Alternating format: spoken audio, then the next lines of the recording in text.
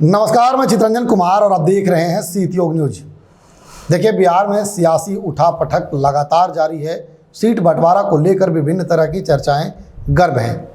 आज हम उस चर्चा पर विराम लगाते हुए एक चर्चा पेश करेंगे जिसमें एनडीए की सीट बंटवारा को लेकर के हम लगातार नज़र बनाए हुए हैं। हमारे साथी पत्रकार चंदन भारती जी हैं। आज इस विषय पर हम चर्चा करेंगे। चंदन जी, एनडीए में सीट बंटवारा को लेकर के अब तक की जो दृश्य है वह क्या निकल कर सामने आई है? सबसे पहले तमाम दर्शकों को नमस्कार। मैं आपको बता दूं कि जो सीट बंटवारे की जो बात चल रही है पूरे बिहार में, और बिहार की नज़र दिल्ली पर और दिल्ली की नज़र बिहार पर, पूरे देश की नज़र बिहार पर। हाँ, यूँ कह सकते हैं कि जिस तरह से लगातार दावा किया जा रहा था। शुरू में आपने देखा होगा कि 6 महीना पहले से एक्सरसाइज किया जा रहा था। जीतन राम मांझी बार बार बोल रहे थे कि 40 लेंगे, 50 लेंगे। और चिराग पासवान की जो पार्टी है लोजपा रामविलास, उनका भी दावा लगातार चल रहा था, लगातार घूम रहे थे। लेकिन जो सूत्र के हवाले से जो खबर चलता है, पता चलता है, अब सूत्र बोलने में भी शर्म आती है क्योंकि तेजस्वी यादव ने ऐसा शब्द का उपयोग कर दिया है पत्रकारों के लिए। खैर कोई बात नहीं, जो सोर्सेस होते हैं, नहीं, सोर्स तो जिंदा रहेगा ही पत्रकारों के लिए। हाँ। जी, तेजस्वी जी ने जो कुछ भी कह दिया वो कहते रहेंगे क्योंकि सत्ता में नहीं है, सत्ता में आने के लिए बौखलाहट है उनको। वो कहते रहेंगे। सही बात है। लेकिन जो सोर्सेस है, हाँ, और जो परफेक्ट सोर्सेस हमारे पास आया है, इसमें साफ जाहिर होता है कि इसमें बड़े भाई की भूमिका में जदयू आ रही है एकदम, चाहे 2 सीट ज़्यादा ले या 5 सीट ज़्यादा ले बीजेपी से। दूसरे नंबर पर बीजेपी, यूँ कह सकते हैं कि दोनों का 50-50। बाकी जो बचेगा 105, 110 के बीच में जदयू, 90 से लेकर 100 के बीच में भाजपा, ये दोनों का है। अब बात है जीतन राम मांझी लगातार एक्सरसाइज कर रहे हैं कि 40 चाहिए, 20 चाहिए, 30 चाहिए, लेकिन उनको 10 से 12 सीट पर उनको संतुष्ट करना पड़ेगा। 10 से 12 सीट मिलेगा। हाँ।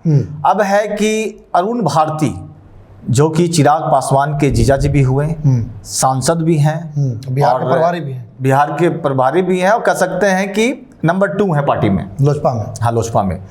उनका दावा ये चल रहा है, लगातार बोल रहे हैं। अब उन्होंने ट्विटर पे भी किया, एक्स पे भी किया, उन्होंने अपना पोस्ट किया था कि लगभग जो हमारी टिकट मांग होगी जो 40 से लेकर 137 के बीच में, तो 137 तो मिलने से रहा। कारण है कि 137 पर आपने फ्रीडम जो लड़ा था, 137 सीट पर लड़ा था चुनाव। हाँ। चलिए, अच्छी बात है कि आपने तीसरे जगह पर पोजीशन आपके चलते डैमेज जदयू को हुआ था। लेकिन जदयू को भी अंदर अभी तक खींच है, टीस है इस बात का। हाँ, निश्चित कि इस मतलब चिराग के वजह से ही हमारी पार्टी तीसरे नंबर पर रह गई थी। अब है कि उनको लगभग 20 सीट तक मनाया जाएगा। अब 20 सीट तक मानना पड़ेगा चिराग पासवान को। अच्छा, अब आ जाइए उपेंद्र कुशवाहा की पार्टी। इनको 6 से 7 सीट मिलेगा। 6-7 सीट मिल जाएगा। हाँ, 6 से 7 सीट मिलेगा। 10 से 12 के बीच में हिंदुस्तानी आवाम मोर्चा सेक्युलर, 10 से 12 के बीच में। ये परफेक्ट जो हमारा जो सोर्सेस है वहां से पता चलता है। अब देखिए, कुछ आगे पीछे ऊपर नीचे हो सकता है, वो बात की बात है। लेकिन इसको लेकर लगातार मैराथन बैठक चल रही है। और आपने जैसा कहा कि कुछ देर पहले आपसे जब बात हुई ऑफ कैमरा, तो नीतीश कुमार भी बैठक बुला रहे हैं शायद। हाँ, वो कैबिनेट की बैठक है। कैबिनेट की बैठक, तो कैबिनेट का बैठक बुला रहे हैं। वो सब आपसी समन्वय बनाने की अभी से कोशिश चल रही है। अब है कि चिराग पासवान, जीतन राम मांझी, ये दोनों टेढ़ी खीर हैं। अच्छा, अब है इन दोनों को मनाना, चूंकि अब जब टिकट का बंटवारा होगा तो आपसी खिस्तान, मान मनौवल का दौर भी चलेगा।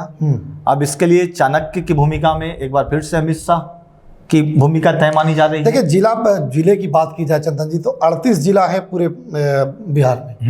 38 जिले में चिराग पासवान कई जिलों में तो काफी मजबूत है। हाँ, जैसे कि बात कर ले जाए औरंगाबाद के रफीगंज। हाँ, रफीगंज, ओबरा। और देखिए औरंगाबाद के रफीगंज को अगर देखा जाए एक पत्रकार के तौर पर, तो मैं समझता हूं कि वहां से पिछले बार प्रमोद सिंह निर्दलीय उम्मीदवार होते हुए उन्होंने अच्छा खासा वोट लाया था। 53,000 से अधिक वोट लाया था। और एक चीज इस बार जोड़ना होगा, उस समय लोजपा रामविलास ने चुनाव लड़ा था लोजपा, उस समय रामविलास पासवान की पार्टी थी। हाँ, लेकिन निर्दलीय लड़े थे। ये निर्दलीय लड़े थे। हाँ, उस समय लोजपा रामविलास लड़ी थी। हाँ। वहाँ लोजपा लड़ी थी। हाँ, अगर वो चीजें अगर सटती है, हाँ, उसका और गठबंधन होता है। गठबंधन होता है। दूसरी बात कि अगर लोजपा को टिकट मिलेगा और लोजपा से प्रमोद सिंह को टिकट मिलेगा तो जदयू का टिकट नहीं मिलेगा। तो इससे साफ जाहिर होता है कि बहुत मजबूत स्थिति में प्रमोद सिंह वहां पर होंगे, क्योंकि ऑलरेडी बिना पार्टी का, बिना दल का इतने सारे वोटों का दिल मिलाना, दो दिल मिलाना बड़ी बात है।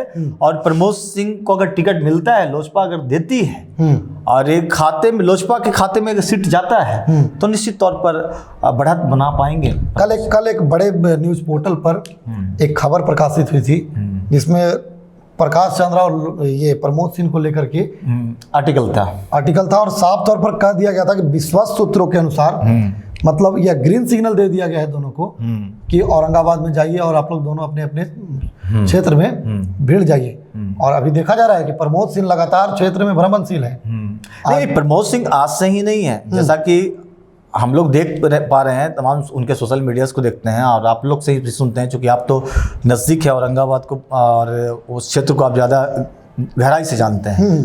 तो लगातार जब से औरंगाबाद में राजनीति में सक्रिय हुए हैं तब से रफीगंज पर पूरा फोकस बना हुआ है। लेकिन बहुत सारे जो त्रिस्तरीय चुनाव होते हैं उसमें भी जीत हार का एक केंद्र बने हैं, जहाँ प्रमोद सिंह जहाँ से उनके नीति से बहुत सारे उनके कैंडिडेट जीते भी हैं पंचायत में। तो इसका भी आने वाला जो चुनाव 2025 होगा उसमें इनको फायदा मिलेगा। पिछले बार आपने देखा एक प्रकरण चल रहा था पैक्स अध्यक्ष पर गोली कांड को लेकर। हाँ। आपने सुना ही था, देखा ही था कि लगातार इनको आरोप भी बनाया गया और कि इन्हीं के इशारे पर FIR कराई गई। उसके बाद जिन पर आरोप लगा, जिन पर गोली चली थी, उन्होंने साफ तौर पर कैमरे पर आकर के कहा कि अगर ऐसी बात है तो बढ़िया बात है, प्रमोद सिंह हमारे नेता है। देखिए, एक बात आपको हम बताते हैं, राजनीति में अगर किसी को चमकाना है तो उसके बारे में दो शब्द अगर बोल दे, अगर दुश्मन भी है तो उसका प्रचार मुफ्त में हो जाता है।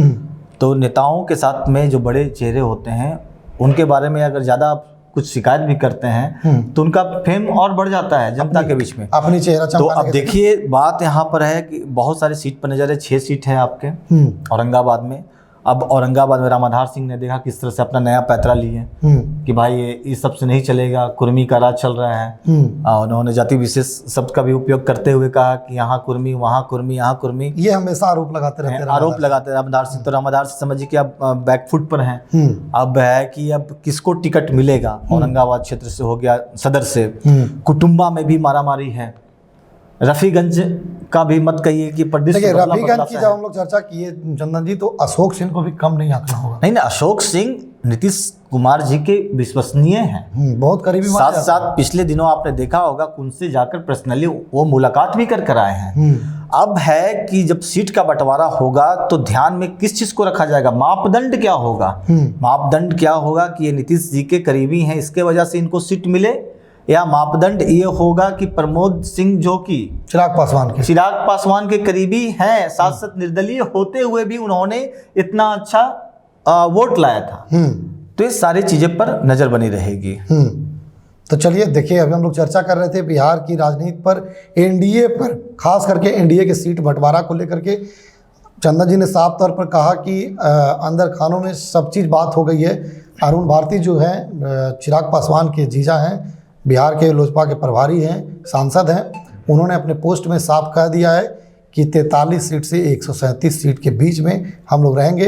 अपनी बात उन्होंने बीजेपी को, बड़े भाई को कह दिया है कि हम अपनी राय अपने रख दिया है और आने वाले वक्त में इस पर पूर्ण रूप से विराम लगता हुआ दिखेगा, क्योंकि अब चुनाव का दिन जो है वह बहुत ज़्यादा दिन नहीं रह गया है, क्योंकि सभी पार्टी अब उस मोड़ पर है। राहुल गांधी से लेकर के तेजस्वी प्रसाद यादव, महागठबंधन में भी देखा जा रहा है लगातार मोदी जी की बिहार की दौरा जो है वह चुनावी संकेत ही मानी जा रही है, क्योंकि वो चुनाव की तैयारी में भी जुड़ गए हैं। तो खबर को लेकर आपकी क्या प्रतिक्रिया होगी, कमेंट बॉक्स में बताइएगा। देखते रहें सिटी न्यूज़।